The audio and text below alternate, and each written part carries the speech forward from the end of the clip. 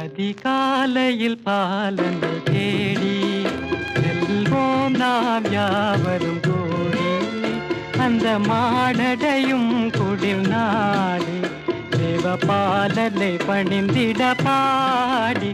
அதிகாலையில் பாலனை தேடி வாரீர் வாரீர் வாரீர் நாம் செல்வோம்.